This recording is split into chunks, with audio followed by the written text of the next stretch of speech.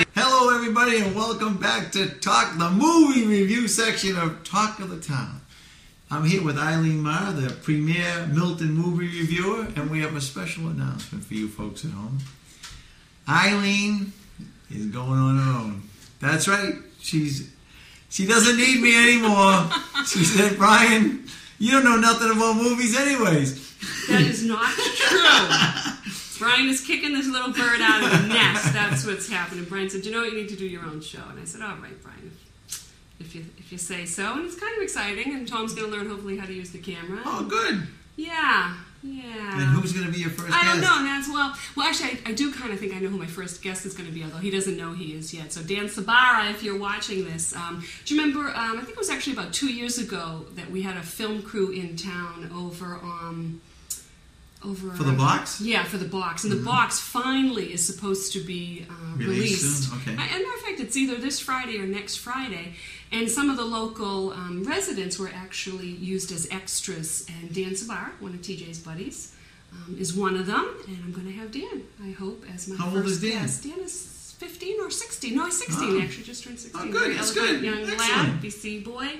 Good friend of TJ's. So I'm hoping that Dan, if you're watching, you'll be hearing from me. And he actually agreed to do it a while ago. I guess would you be my guest on the show? You're going to do a great job. But you know that's a good point. So if you know me and if you see me around town, since Brian is not going to be my sidekick anymore, what I'm hoping is that anybody that has an unusual, independent movie that a lot of people haven't seen that they'd like to share with us, that they'd like to come on the show, that they'd like to talk about. That's what I'm looking for. So I'm going to be hopefully getting people from around town. When I do have the first show, I'll have a website. I'll have an email address that people can email me. But yeah, that's what I'm hoping, just to get somebody... Go on her own website and everything. I want you. You know that. I think we make a good team. But I want you, understand, since you don't watch anything, I do understand. So anyway, if you see me around town, you see me at the soccer field where I've been. Actually, speaking of soccer, I wanted to mention that quickly. Did you go to Mike Madden's event? I did not, but TJ and Tom did. I actually hurt my back again a while ago. I can't sit for very long right now. But TJ, my son TJ, and my husband Tom both went last Saturday night to the Revolution. They had Mike Madden night, and I was going to call it Foxborough, but what's it called? Gillette Stadium, whatever it's called now. They understand. And I think everybody in town knows Mike's incredible story. And I saw him the other day, and I was speaking to Mike, and he had a spinal cord injury during surgery. It was just about a year ago, as a matter of fact. And I remember when I first saw him after the surgery and being a nurse, just feeling like, wow, spinal cord injuries, people typically don't really recover, and he was in a wheelchair at the time, and TJ is playing JV soccer now, and I do get the opportunity to see Mike up at the soccer field, and it's so good to see Mike up walking around. You say he's doing well? He's doing incredibly well, phenomenally well. Like I said to him, you've got to get some medical journal to do a study on this, because this is very, very unusual. Well, why don't you have him as a guest on your I show? just might do that. Actually, I was going to tell you should have Mike as a guest on your show. No, see, well, mine's a movie I don't show. know him. Well, you know him. Well, I would be able to facilitate that. But anyway, Mike neither one of us might should be be on hearing the from show. us. Sure. And just speaking about soccer and stuff, school started again, and I'm always praising Milton. I grew up in Dorchester, and I loved Dorchester, but when it came time to send the kids to school, I wasn't happy sending them to the public schools there, and we were very lucky that right when my oldest started school, we moved right into Milton. And I've got 3 at the high school this year. I've got Amy and TJ who are sophomores. You mean you didn't send them? You weren't going to send them to the Milton schools while you lived in Dorchester? I hear that's a very popular thing to do, though. No, I wouldn't have done that. But I've got 3 kids at the high school, and they're all playing soccer. TJ is on the JV team with Coach Kamara. Amy is on the JV team with Coach Gauthier, and Deanna is on the freshman girls team with Coach Martlin. And just, the incredible level of commitment from the coaches, and what a good time the kids are having. And I can't say that they're doing great in the win-loss columns, but the girls and TJ, they're just having a great time. And how lucky I feel. Of a competitor. How lucky I feel to have such nice coaches, and Mr. Tracer, Steve Tracer, the athletic director up there, does such a great job of pulling everything together. And I know they just... Did any of your kids go up and do the walk around the track thing? The walk around the track. I don't know what they call it. It was called the walkathon. My daughter walked. I walked around. I was one of the Did track you? monitors. Good. You kept It was a big, tough role. I had to walk around the track. Do you have a whistle or a bullhorn or anything? I don't need a whistle. No. I don't need a bullhorn. But the kids were, there was no problem. Good, yeah, of course not. Collected about 8,000. That's good. Well, last year they collected 30,000. 30, yeah. So, I mean, but you live and learn, and timing is everything. You just never know. Yeah. You just never know. So therell be something else. There'll have to be something else. You know what I mean? What's Milton Foundation for Education? What's their focus this year? Do you know?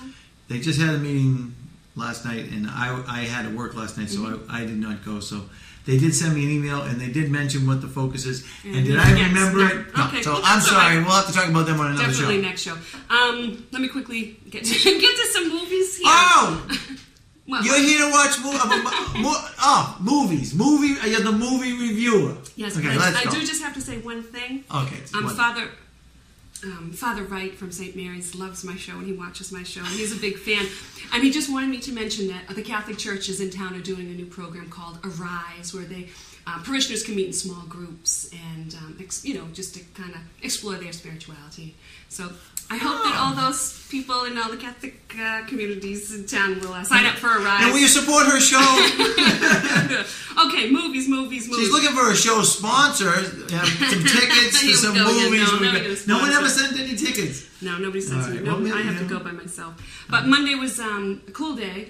Kids were off school, and I actually had the day off work, so Noelle and I got to slip out to the movies. And of course, at 1 o'clock on a Monday, where everybody except the kids in Milton are in school, there was nobody there. And we went to see a really cool movie called 9, just the number 9. Brian thought I saw 9 movies. And everybody that I've said, you've got to go see this movie, has said, huh? What movie is that? And it's such a shame that this movie has had such little publicity. It's executive produced by Tim Burton, who brought us such wonderful things as The Nightmare Before Christmas and Charlie and the Chocolate Factory.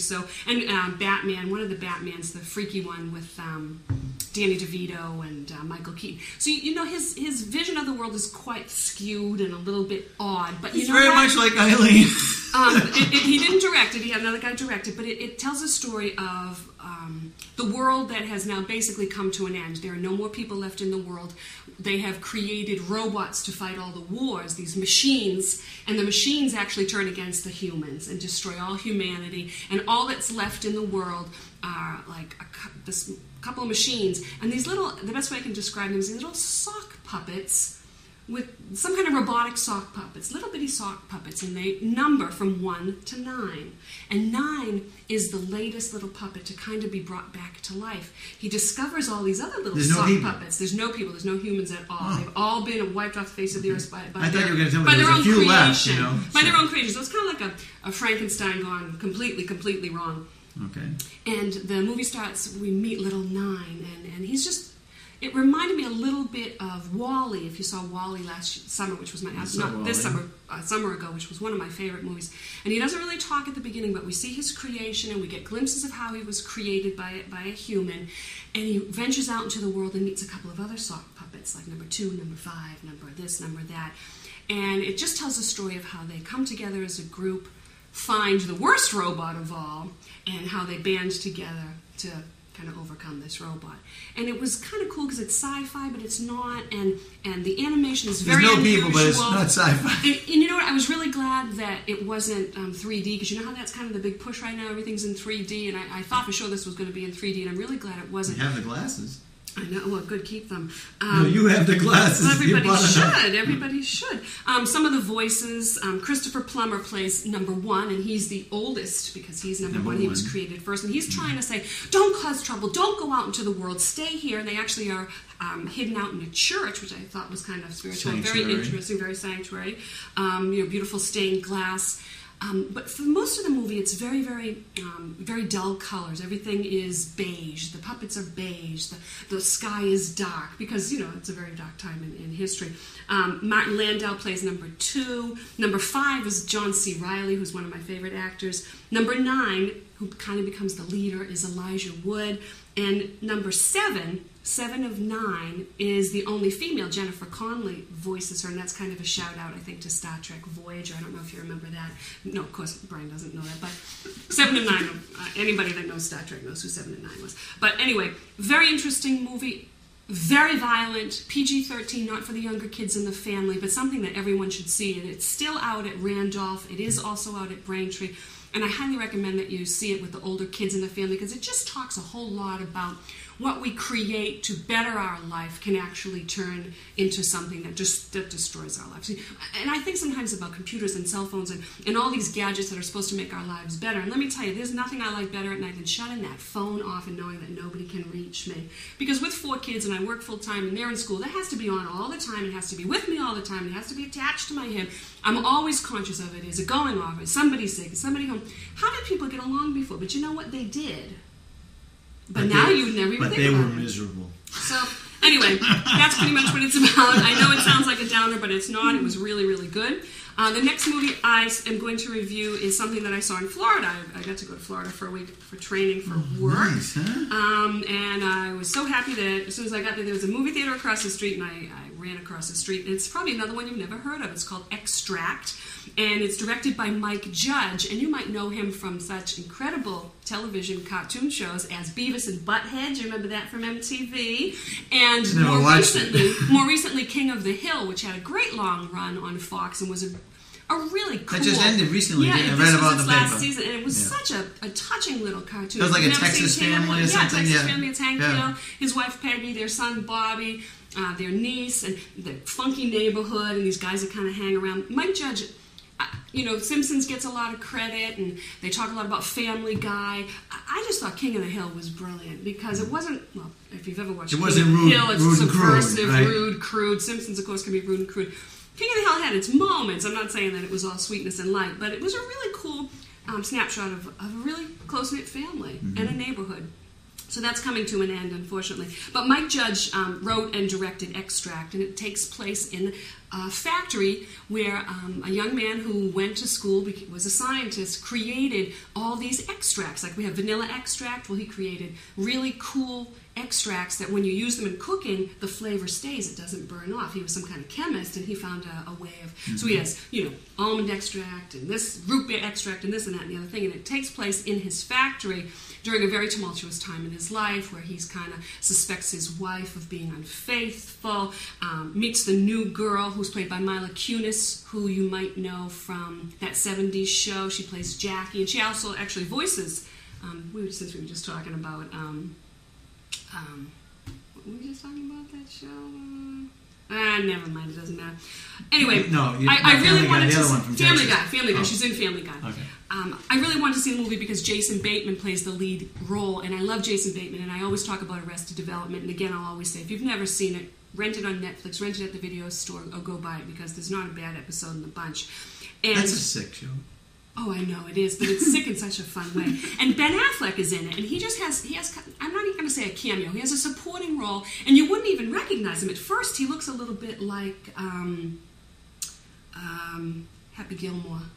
Adam Sandler. He's got a full beard, he's a bartender, he's kind of a derelict, he pushes drugs on poor Jason Bateman, who plays Joel. Again, he's the owner of this factory. And he kind of leads him astray throughout the whole movie.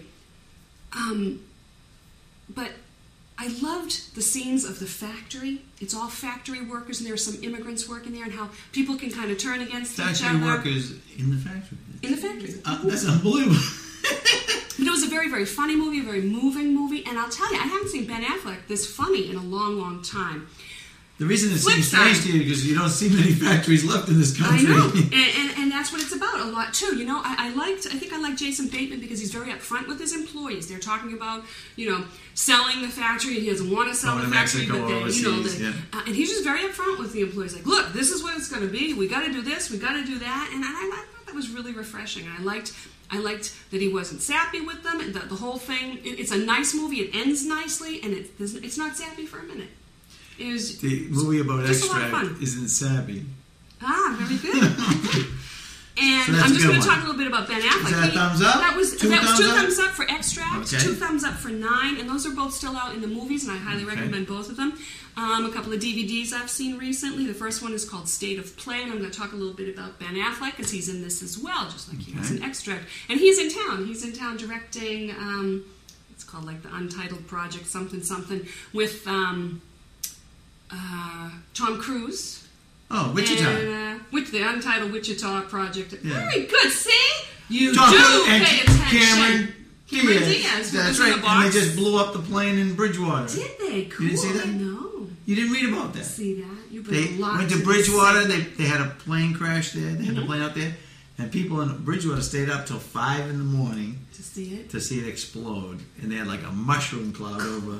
I guess it was pretty cool. Yeah, I mean, it's really exciting. Again, we talk sometimes about this, how important it was for Deval Patrick. He was instrumental in bringing a film office back to Massachusetts. And we are just seeing so many movies filmed all around Boston. And that studio has the funding. They're going to start building within a year, I think. The one in Weymouth? Oh, Plymouth. Okay. Plymouth Rocks. How cool is Plymouth that? Rocks. I mean, that's just so exciting. They're going to be calling Eileen. I know it. I know you're going to be down there. I know.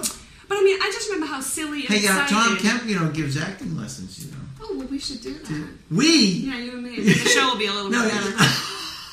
I'm in shock. Oh. Shot through the heart. All right, let me get back to this movie, because how much time did you say we have? We don't have too much more time. Oh, my God. On DVD is a movie called State of Play, and, I forgot to write down who directed it. I don't know who directed it. Directed by. But it stars Russell Crowe, who I'm just a huge fan of. And if you haven't seen Body of Lies, that was out last year. He and Leonardo DiCaprio were in that. He was in absolutely positively one of my favorite westerns of all times, Sharon Stone's The Quick and the Dead. And that's what he reminds me of in this. He's got his hair long again. If you saw Body of Lies, wow, you'd say to yourself, Russell Crowe looks awful. He looks about 60 years old. His hair was like cut in a crew cut. It was gray. He had a huge paunch. Well, he's back to being the Russell Crowe that I've come to know and love. He's a little svelter, although he hasn't gotten thin. The long kind of hair, and he plays kind of a rogue reporter, who likes to go and get the story. And this story centers on Washington politics and how things, as far as war goes, have become kind of privatized. And it talks a little bit about a company. Like the Halliburtons of the world? Yes, it's an umbrella. And, it's called, I forget what, Citicorp or AmeriCorps. And it's basically ex-military people who are now working as basically mercenaries because you pay them to go where you tell them to, in Afghanistan or Iraq. And they do whatever you tell them to. They do not follow any particular laws. They do not follow any particular, conventions or creeds or whatever set forth. They just do whatever you tell them to at whatever cost. Whatever you'll pay it's irrelevant them. to them. They will fight for either side so long as the money is right. And Ben Affleck plays a Washington, congressman or representative, and he's trying to bring this company down, and he's had an affair with his aide, and the wife gets wind of it, and she gets murdered, and all these little bits and pieces come into play and intertwine. And Ben Affleck here, as opposed to in Extract when he was kind of burly and bearded and long-haired, now he plays the clean-cut Washington go-getter. And until this happened, was just that, up-and-coming, talking about potential president. And now all of a sudden he's in the midst of this horrible, he's found out that he has an affair. Sounds like a John Grissom film. Yeah, it does. That's a good point. And I loved what they talked a lot about newspapers, and I mean, we all know newspapers all over the country is just struggling so much. And Russell Crowe quickly gets paired up with Rachel McAdams, who you'll know from The Notebook, because you liked that, right? The Notebook.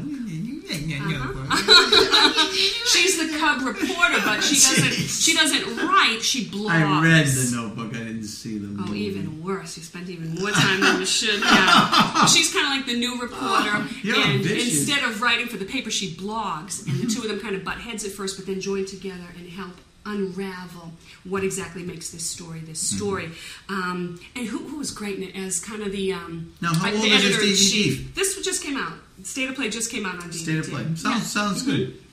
Really, really good. Lots of twists and turns and who's the good guy, who's the bad guy type of thing. Lots of action. And Russell Crowe, he's just somebody I can't take my eyes off of, because he's just, no, and I don't mean physically, I just mean acting-wise. He's just so good. Absolutely so good. He was trained by Tom Kemp. Well, I think you're right.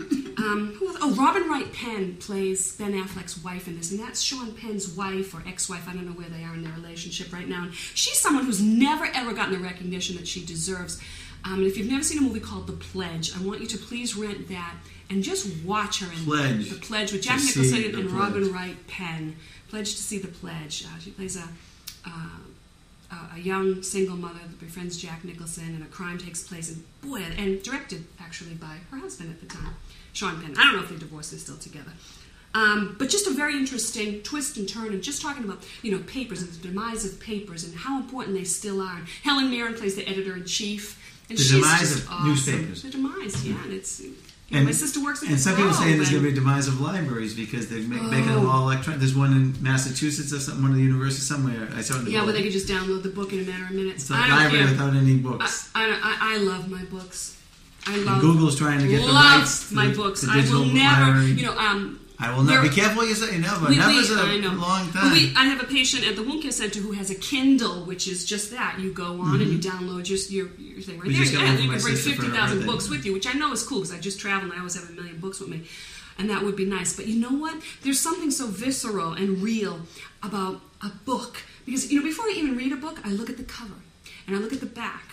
And I read the blurbs, and I see when it was published, and I see what publishing number they're up to, and I see who it's dedicated to, and I feel it, and I look at it, and I see the author's picture, and there's just something so real.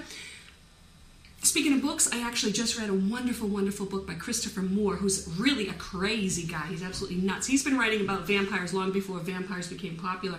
But it's called Lamb, the Gospel According to Biff, Christ's childhood friend. You have to have kind of a good, strong stomach for it, but it is basically telling the story of Jesus Christ from the time he was about 6 and befriended Biff from the eyes of Biff. From the eyes of Biff. Oh, great. I've never enjoyed a movie about Jesus Christ as much as this. No, a book. A book. Oh, sorry, a book. They'll never make it into a movie. They'll never make it into a movie. But it's just, I love Jesus even more now because of this book. Because he seems so real, even though I know it's just a made-up story. Okay. I have to tell a book later. I got a book I just read. Okay, it's called Still Alice. It's about an Alzheimer's patient who gets early onset Alzheimer's. And it's a fiction, but you'll swear it was non-fiction as you read this book. It's actually endorsed by the Alzheimer's Association. Really? The first one I think they've ever endorsed. Do you know who the author is? I do, but okay. Still Alice. Yes, because it's she's got the disease, but she's still Alice, and it's a Harvard professor of linguistics and a very what you would consider well-educated, studies words and linguistics, and all of a sudden she starts losing the ability, and her thoughts and what she's going through. It's a short read. It only took 2 days to read it, but it was a powerful book, and it's so instead of most stories about Alzheimer's are looking at the patient. This is from the patient looking at the world and how it's changing to them. So fascinating story. It's called Still Alice. Look at that, books, movies. And your book was called? My book was called Lamb. Lamb. The Gospel According to Biff. Little Lamb of God. Christ's childhood friend.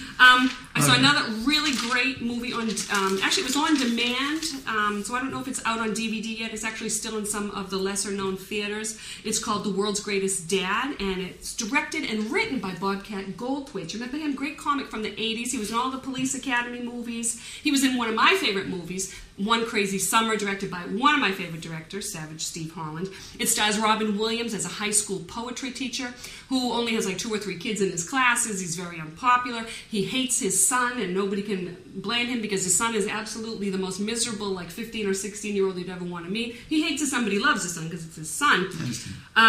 Takes place, it reminded me a little bit about Heathers. I don't know if you saw Heathers. That was a big high school suicide type movie. His son winds up dying, and I won't tell you how, but in a very disturbing way. And Robin Williams takes it and molds it and creates something very positive out of it. But basically, he's the only one benefiting from it.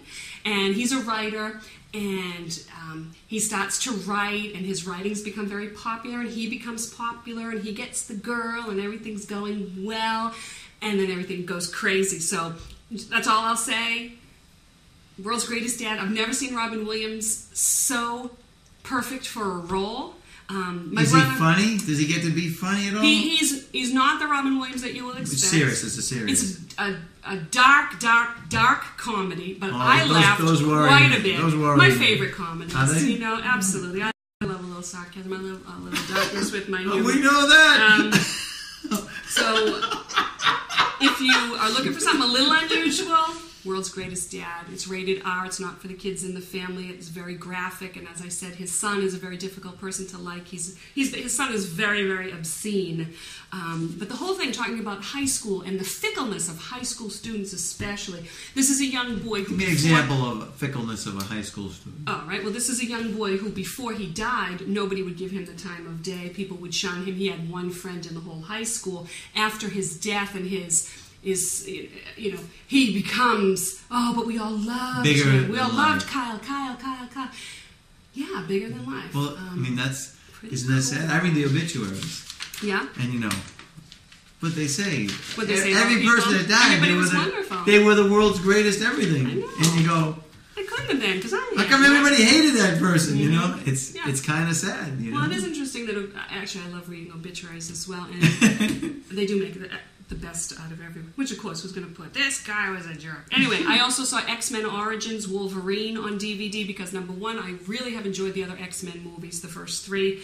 I am a huge fan of Hugh Jackman. I think he's a decent actor, and I was probably one of the only people that really liked Australia. If you didn't see Australia and you like Hugh Jackman, see Australia and skip this.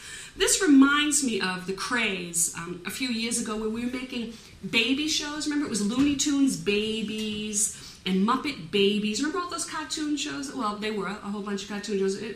And this is basically what they're doing. They're taking the X-Men, and they're supposedly going back in time. How did Wolverine become Wolverine? And that's what this story is about. Except Hugh Jackman's 8 years older now than when they first started this franchise. And although he looks really, really good, he doesn't look like a kid anymore.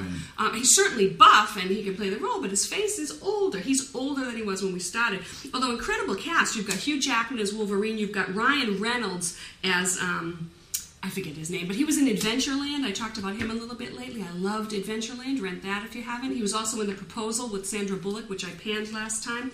We have Lev Schreiber, big hunking man, and he was in Defiance. Big birdie man. Which was a cool movie. I don't know if I reviewed it, but that's on DVD right now, and it's supposedly, I don't know if it is true, supposedly true story of a band of... Jews who got together during World War II and actually fought back in the woods against the Nazis. That was with... was that more realistic than the one that's out there now? What's the one out now with Sean Inglourious Bastards. Yeah. Did you see that? No, I haven't. I know it's terrible. I can't bring myself to see it. It was actually pretty good. I have some issues with it, and I will see it on DVD, and I will... I saw that movie. Did you like it? I went with a buddy of mine. It's Brad Pitt. But, who I heard was great in it. It was twisted. Twisted, yeah. It was twisted, but it was actually, it was entertaining. I mean, you knew it was a spoof, so you knew it was a spoof. You're not telling me that some people think it's not a spoof. Okay, well, it's Quentin Tarantino who tends to draw in a younger audience, and I worry sometimes they think that that's the way it happened? I do worry sometimes about, historically, these kids that go to see movies, I think that that's how it works. They think it's history class. Yes, and that's frightening to me. Okay. That would be frightening if they thought that happened. Who else is in this movie? Taylor Kitsch from Friday Night Lights. Ooh. Yes, Taylor Kitsch. So I was dying to see this movie because these are lots of fine young men that I'd like to see on screen. And it was absolutely horrible. I wouldn't rent it. I wouldn't watch it if it was for free on Friday night. X-Men. That's X-Men Origins Wolverine. It's absolutely terrible. So that's about it for this month, Brian. Okay, well, folks, listen. Next month you're going to see Eileen. She's got a whole new show. Yep. And she's going to be excellent at it, I know. And we'll have her back on the show as a special guest. Oh, good. Okay. You can be on my show, and I can go on your show. Okay. Yes. Well, it'll be fun. So, folks, thank you for watching the movie. Have you got a name for your show yet? No. I'm still thinking. The Milton movie review. I don't know. Okay? But there'll be a name, and you'll see it. And I hope you tune in and watch the great Eileen Maher. So I hope they watch. Folks, thank you again for watching Talk of the Town, the movie review, everything, and you have a great day. Thank you so much. Good night.